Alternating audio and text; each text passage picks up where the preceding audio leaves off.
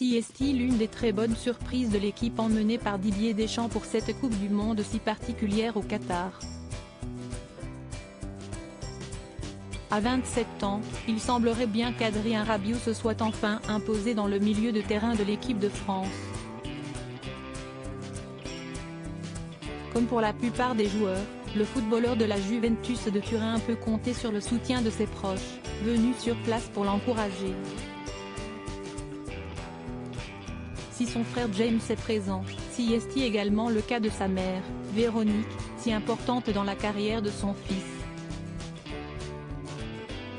De nature discrète et ne souhaitant pas s'exprimer dans les médias, on l'a toujours connue avec les cheveux mi-longs plutôt blonds et un style assez classique, mais visiblement tout ceci est de l'histoire ancienne. Lors du dernier match des Bleus face à la Tunisie mercredi 30 novembre, Véronique Rabiot était dans les tribunes et on a pu remarquer son changement de look assez radical. Cheveux très courts et noirs corbeaux, elle portait de grosses boucles d'oreilles en or et des lunettes de soleil teintées pour un style assez rock. Les photos sont à retrouver dans le diaporama. On est donc bien loin de l'image beaucoup plus lisse qu'a renvoyée pendant des années la mère d'Adrien Rabiot. Toujours très présente dans la vie de son fils, elle a même parfois été au cœur de vives polémiques, notamment lorsque ce dernier évoluait encore au Paris Saint-Germain.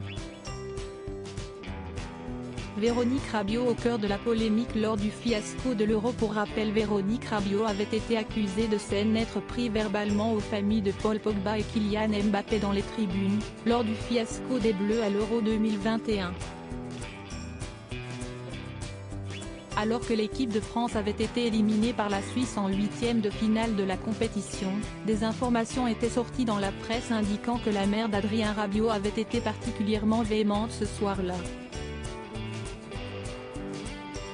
Je viens de parler à Mbappé et je lui ai dit qu'il faudrait qu'il recadre son fils, aurait-elle raconté à un témoin de la scène, qui a appelé RMC pour raconter son histoire.